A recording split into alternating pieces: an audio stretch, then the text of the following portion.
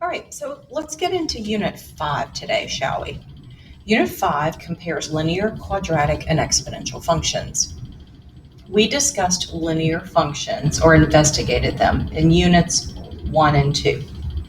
And then in Unit 3, we discussed quadratic functions. And then in our last unit, Unit 4, that's where we investigated exponential. So now that we've looked at each of the different types of functions that we're studying for Algebra 1, I want to actually go through and compare those.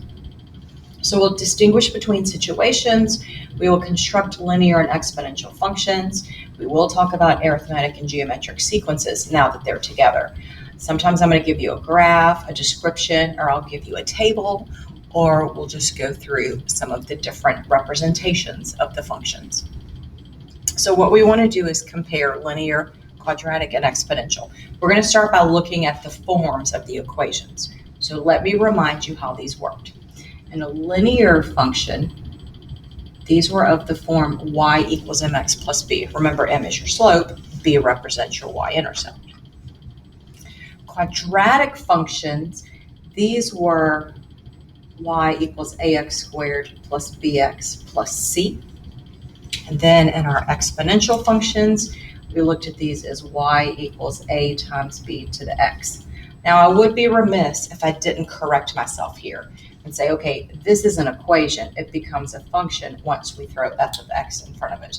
So I guess I sort of need to do that for all of them, okay? So the equation is y. When we discuss it as a function, we'll be looking at it as f of x. All right, so let's go through these and see what you remember. So when I look at this first one, f of x equals 3x plus 2, I know that this is a linear function because it looks like y equals mx plus b. I see a slope of 3. I see a y-intercept of 2. So this is linear. When I look at equation b, I see the exponent has the variable. So I know that this is exponential. And then I get to a problem like c, and I see no variable here at all. Well, I'm going to tell you that this is linear. And some of you would say, okay, I see it. Some of you, however, may not see it.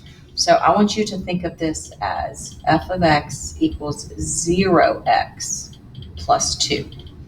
Okay, that doesn't help me, Robideer, because I could easily make that 0x squared or 0 to the x. Yes, you could, but you also have to remember that whenever you have just a constant here, this is a horizontal line. Therefore, it's linear. So those are sort of the things to keep in mind as you go through. Okay. I see my variable is in the exponent here. So this one's exponential. And here I've got 4x squared. So once I see I have a squared term, I have a quadratic. And you know, it's funny because that's sort of one way to describe these. Okay, so when I have an exponential, when I say 4 to the x power, that means x is the exponent, therefore it's exponential. When I read this as 4x squared, once I saw I had a squared variable, it became a quadratic, okay? So a nice summary to think of all of these is this. When I have a linear function, I have no visible exponent, okay? For example, here, this is really 3x to the first. This is 0x to the 0 power. When I have a quadratic function, the exponent is 2. Something to the second power, x squared. And then when I have an exponential function, the exponent is the variable. So those might be a couple of ways to help you differentiate between the different types of functions given an equation. So that's how we differentiate between them. All right, now I sort of want to talk about identifying functions given a table. So let's review some terms we know, and we're going to introduce a few things that we don't know. Linear functions have a constant first difference. You add and subtract the same term over and over. So what I'm saying here is to get the next term, we add repeatedly. And that is what we did in arithmetic sequences.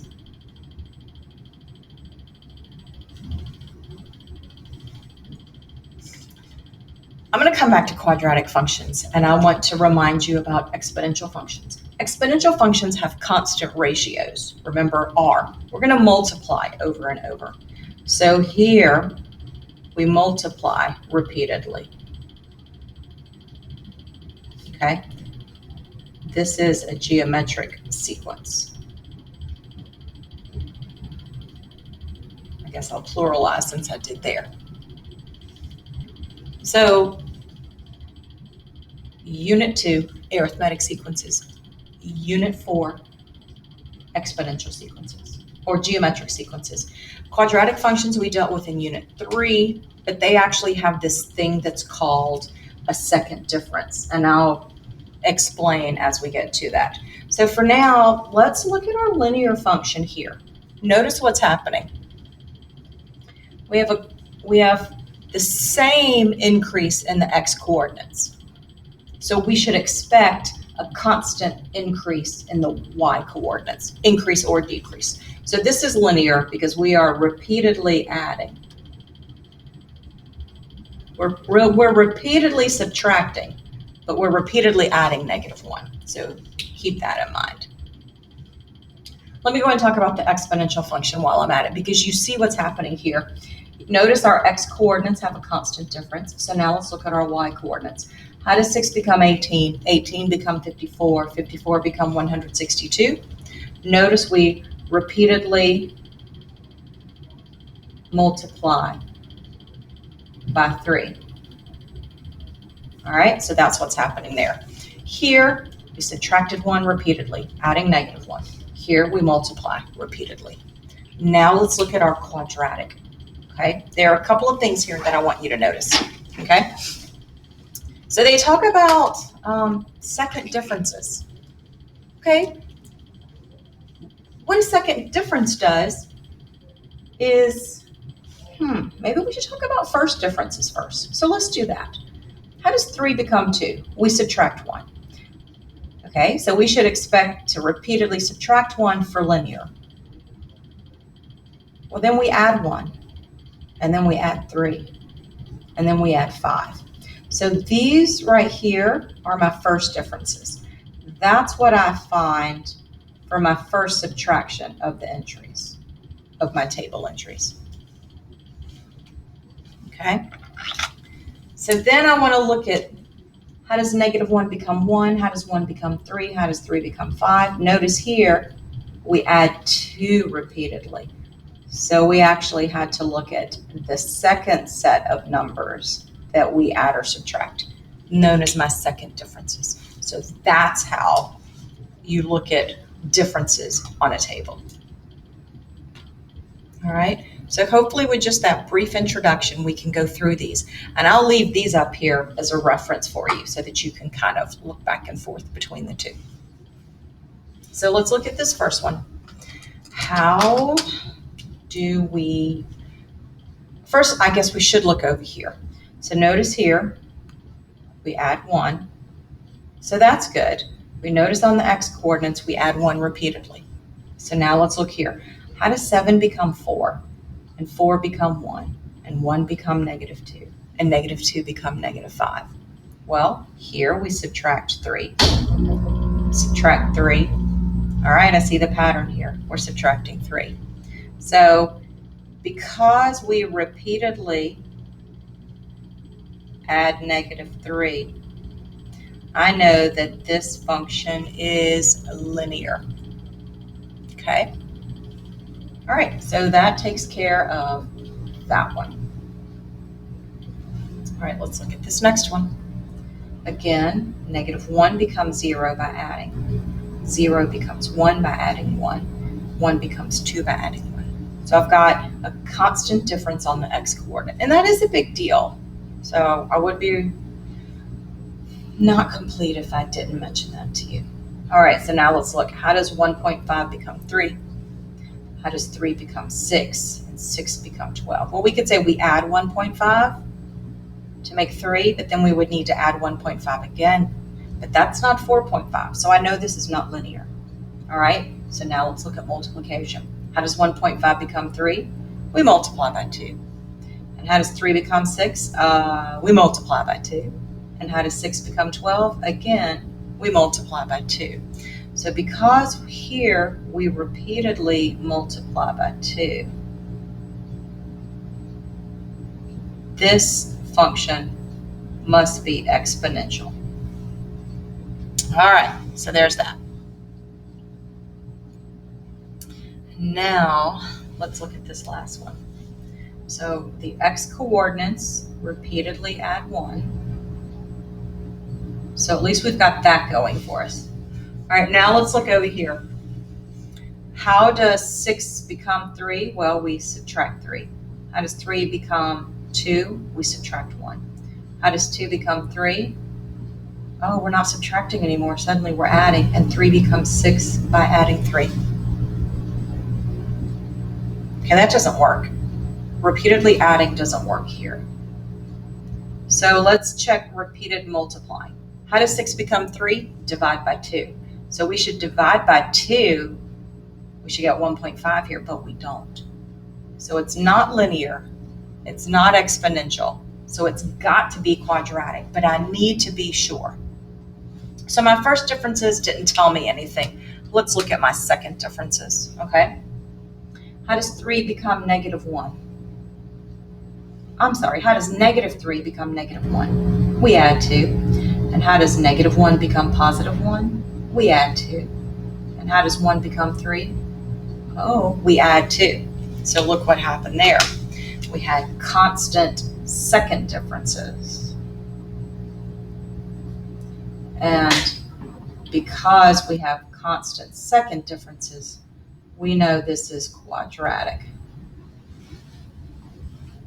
Okay, so when we look at the table entries that are differences, we notice things. But I don't just want to look at the table entrances for their differences. I want to notice something else at the table entries themselves. Look here. I had a repeated y coordinate.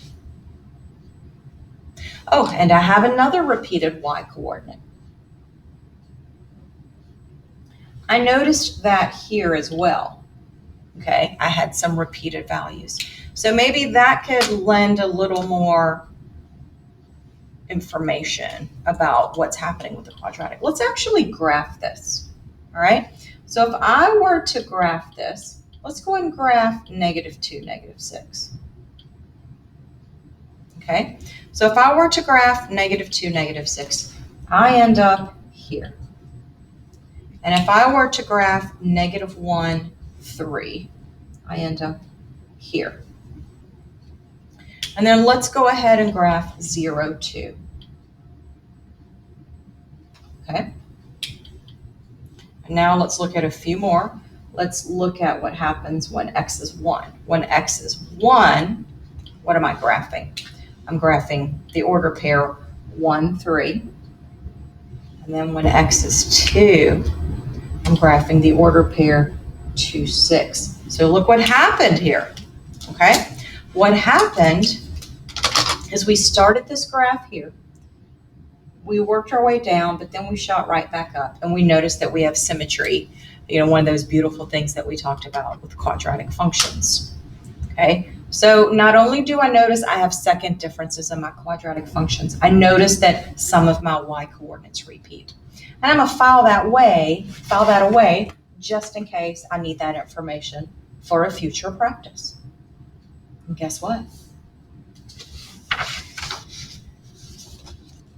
It's now the future, and we're gonna practice, okay?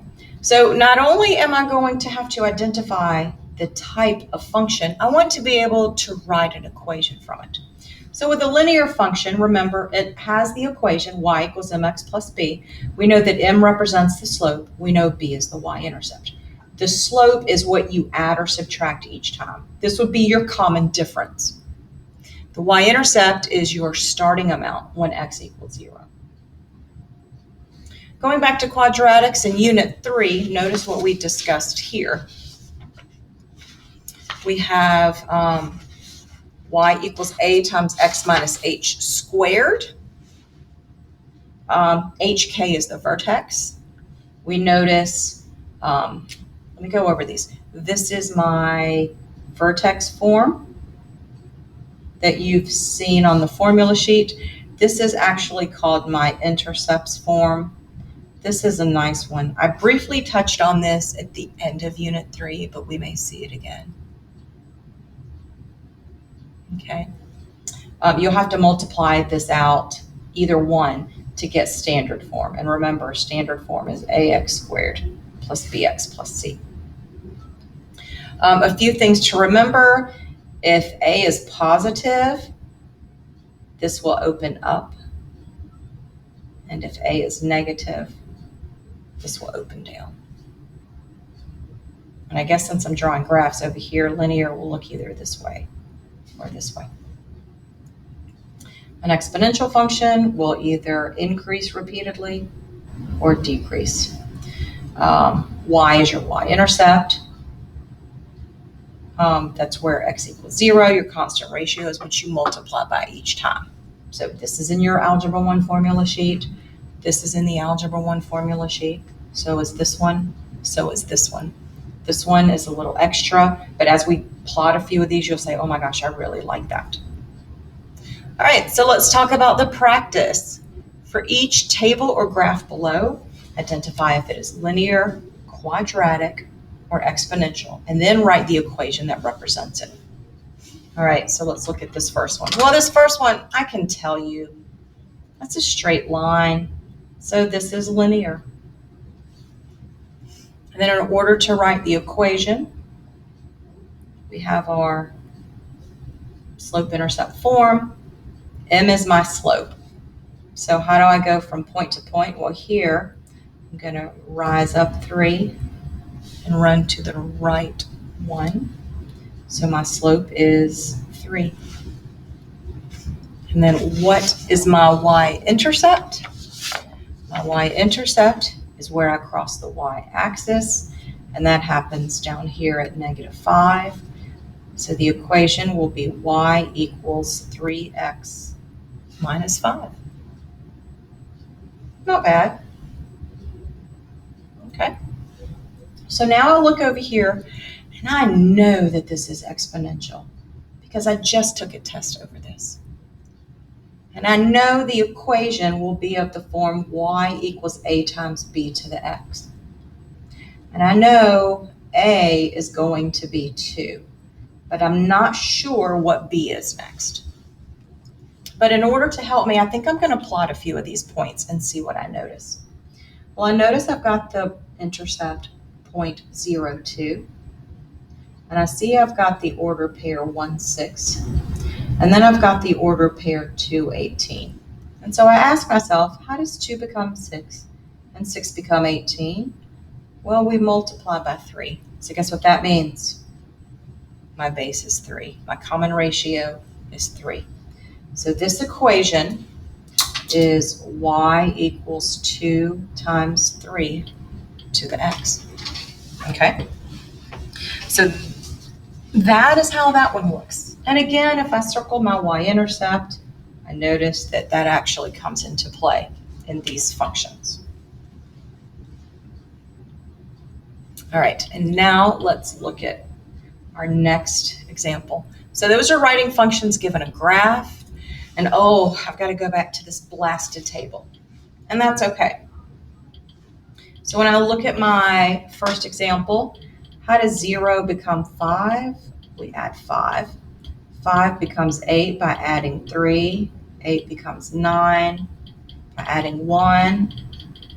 Okay, I don't see, maybe we multiply. 0 times anything is 0, not 5. So multiplication doesn't work. So I bet this one's quadratic. So let me finish my first differences here. Notice, add 5, subtract 5, add 3, subtract 3, add 1, subtract 1. Now I will tell you that right away tells me A is 1. But let's hold that thought for a second. Let's go ahead and find our second differences, shall we? So when we find our second differences, we subtract 2, subtract 2. We are repeatedly subtracting 2. So that tells me that this function is quadratic. This table represents a quadratic function. Okay. Now, because we are repeatedly subtracting -2, that tells me that A will be -1.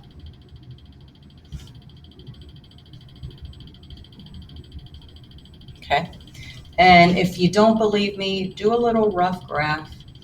I've got 0, 9, -1, 8, 1, 8, 2, 5, or -2, 5, 2, 5, -3, 0, 3, 0. So guess what's happening?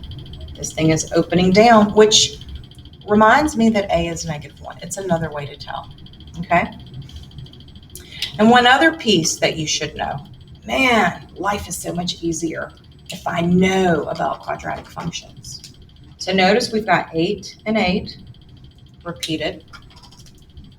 We've got 5, 5 repeated. I've got 0 and 0 repeated. If all of those points are repeated, that tells me that my vertex is 0, 9. Okay? My vertex is going to be 0, 9. And that's a big deal because all of this information right here tells me everything I need to know. Because this is a quadratic, I'm going to fill in this form. All right? So I know A is -1. I know my x-coordinate of the vertex is 0. I know this is 9. So I rewrite this as -x² + 9, and that's my equation. All right, and there we are.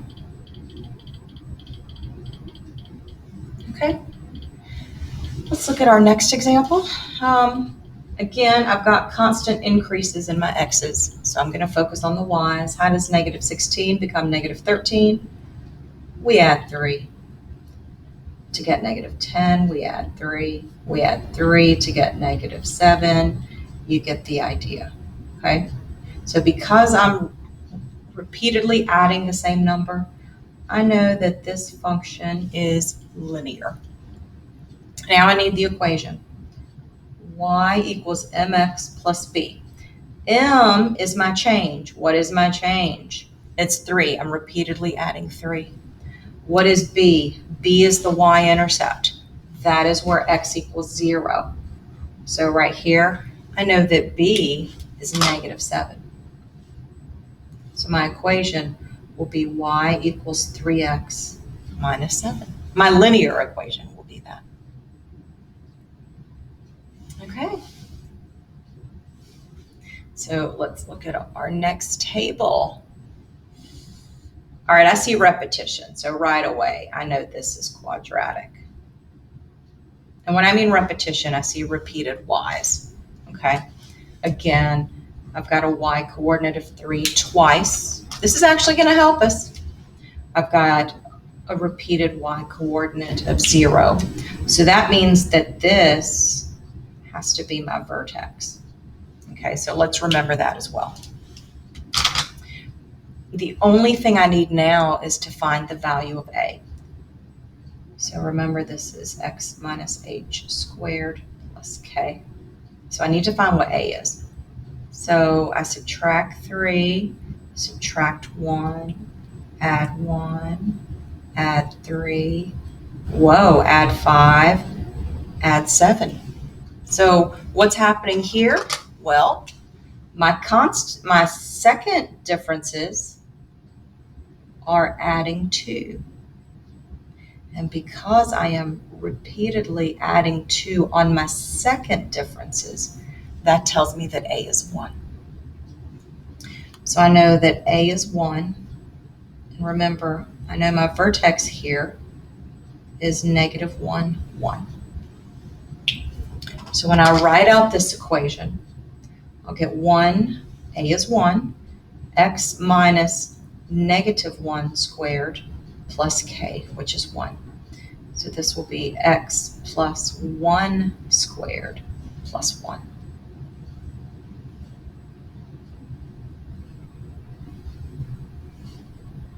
Oh, that's a negative 1. Good grief, Denise, what are you doing? So this is minus all the way through. So it's x plus 1 squared minus 1. Forgive me. But notice it happens. Remember, I always warn you not to drop the negative. And then what happened? I dropped the negative. All right, let's look at this next one. Man, this is a beauty. I see fractions, and I see that my numbers are getting larger. And I see that they're getting larger by multiplying by 4. Because I'm repeatedly multiplying by 4, I know that this function is exponential. Okay, and I see here that my starting point is 1/16. So if I were to look at a times b to the x, my initial point is 1/16. My base is 4. So this is y equals 1/16 times 4 to the x. And suddenly I'm feeling okay about everything because it doesn't seem to be too confusing. All right?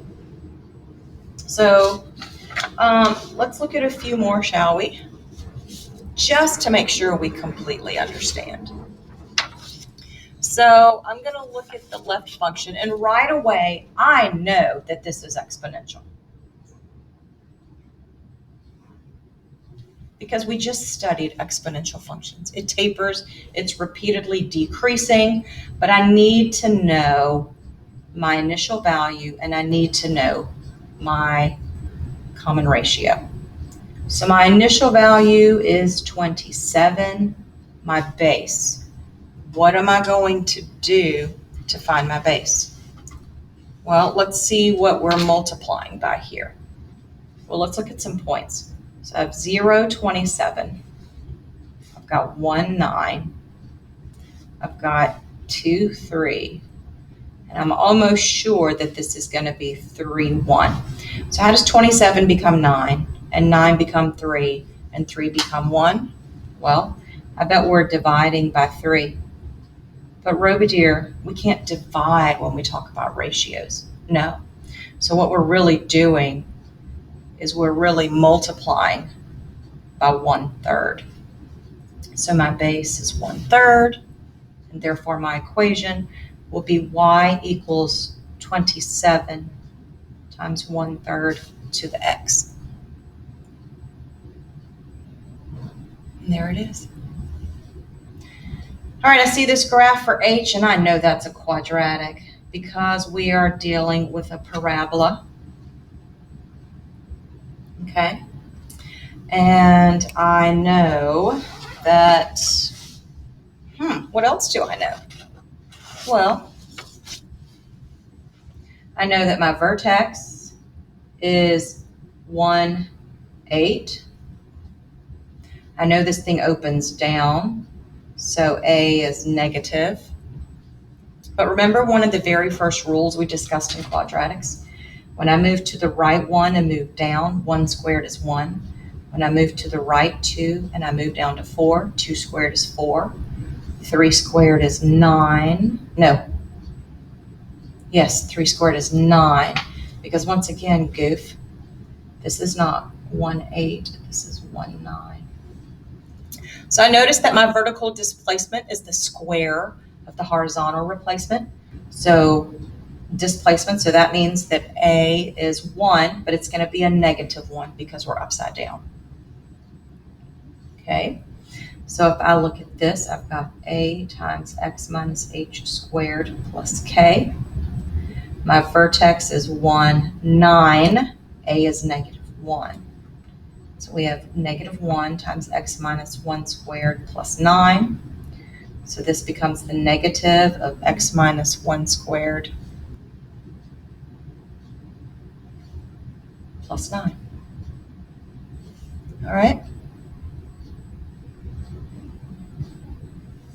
So y equals the negative of x minus 1 squared plus 9. You know, there was actually another way to do this if you wanted to see it. Notice that my zeros are -2 and 4. So if I use the intercepts method, I'll put in here -1 times x minus -2 times x minus 4. This is -1 times x plus 2 times x minus 4. And I'm almost sure that if you multiply this out, you'll get some standard form that is the same as if you multiply this out. You'll get the same standard form for both. So again, two different methods, but I will get the same function.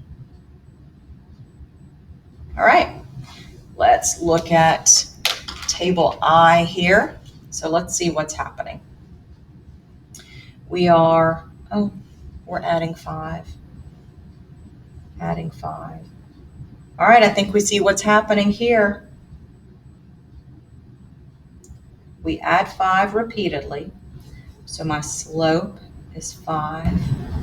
My initial point, my y-intercept is 1. So that just seals the deal for me.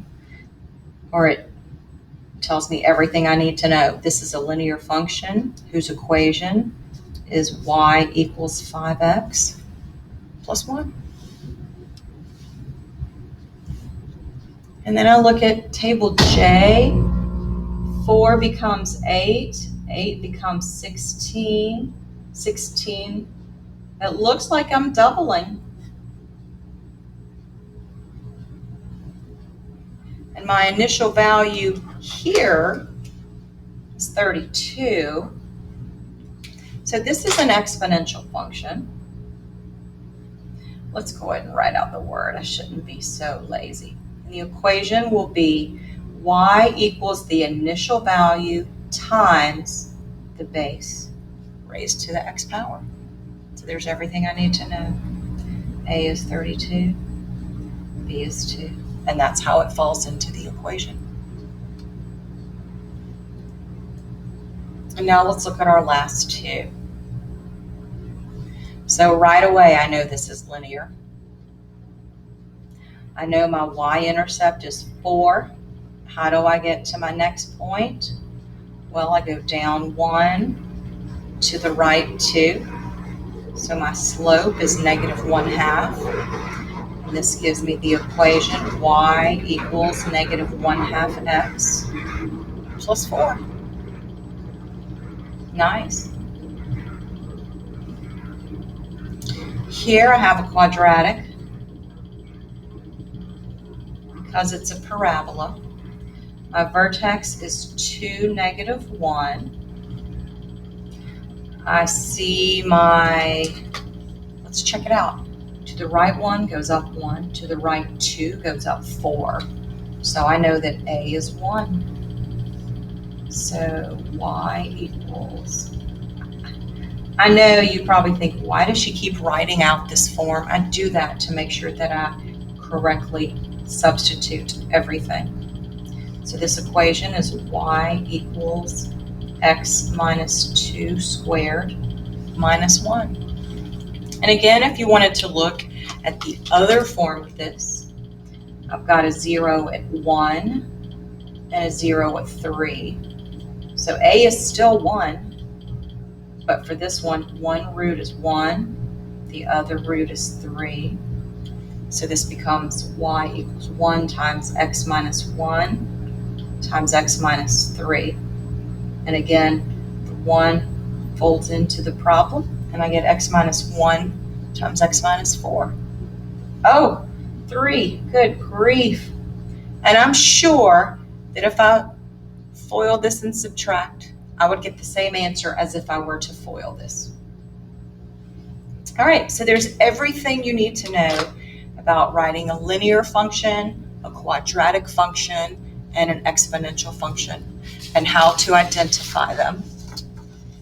And that's what we're doing for this unit, is we're going to go back and forth between the three. It's going to be fun.